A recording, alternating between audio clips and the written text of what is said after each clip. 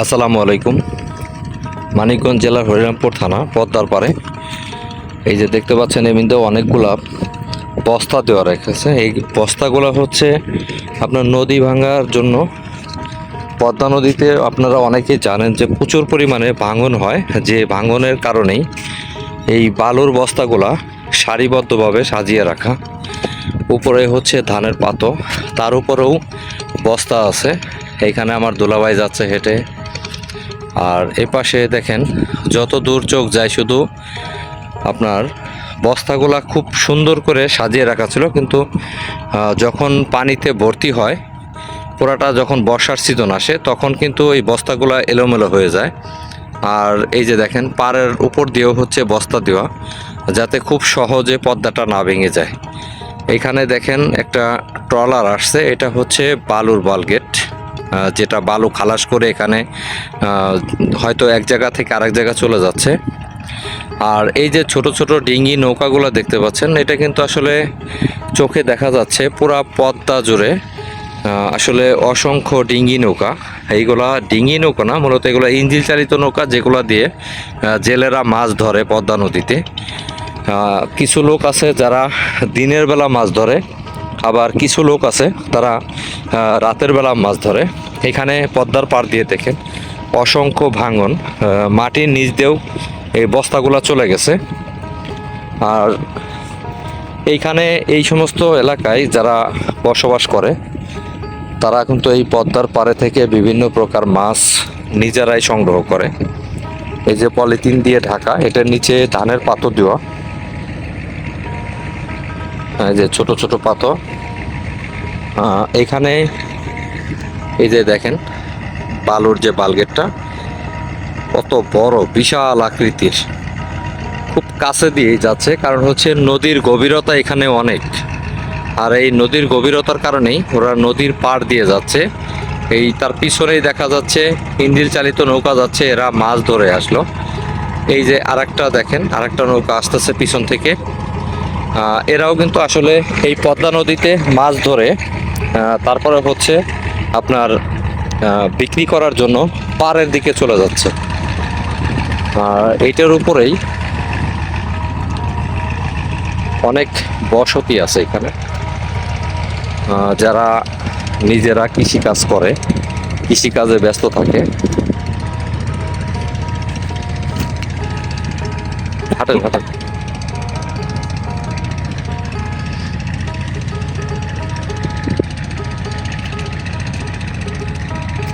এই মানিকগঞ্জ এলাকায় আসলে ভালো লাগে, বিশেষ করে বিকালবেলায় পদ্মার পাড়ে। আমি আজকেও দুপুরে অনেক দূর হেঁটে এসে এই পদ্মায় গোসল করেছি।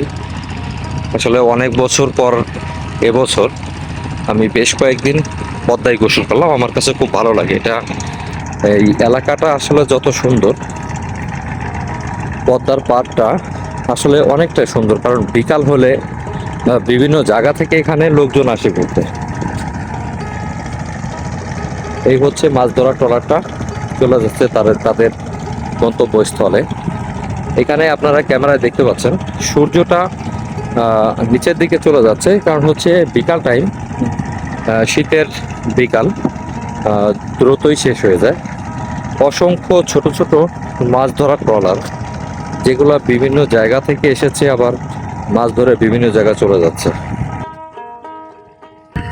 বর্ষার দিনে যখন ওই পর্যন্ত পানি ওঠে, আর এখন শুকনো মৌসুমে অনেক নিচে পর্যন্ত পানি নেমে যায়। যখন বর্ষার সময় আসে তখন এই পদ্মা নদীতে পানির তীব্রতা এতটাই বৃদ্ধি পায় যে কারণে এখানে ভাঙনের সৃষ্টি হয়। যারা পদ্মার পাড়ে থাকে তারা এই ভাঙন রোধে সরকার থেকে এই প্রজেক্টটি করেছিল।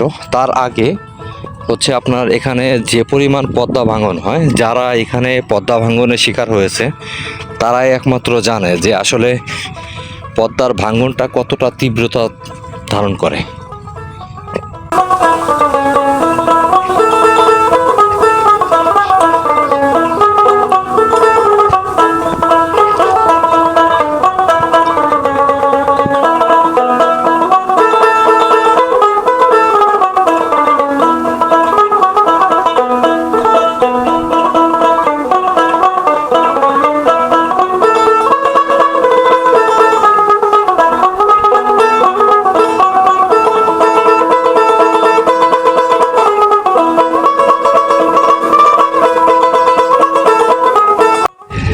আপনার এই অংশটাই দেখেন, এই যে দূরে দেখা যাচ্ছে কি পরিমাণ এখানে বালুর বস্তাগুলো পালিয়েছে, যে আসলে এই বালুর বস্তাতেই আসলে বোঝা যাচ্ছে যেখানে কি পরিমাণ ভাঙন হয়, যে কারণে আপনি দেখেন হাজার হাজার পিস এখানে বালুর বস্তাগুলা ফেলে রেখেছে, মনে হচ্ছে যে অনেকটা সুন্দর করে সাজিয়ে রেখেছে।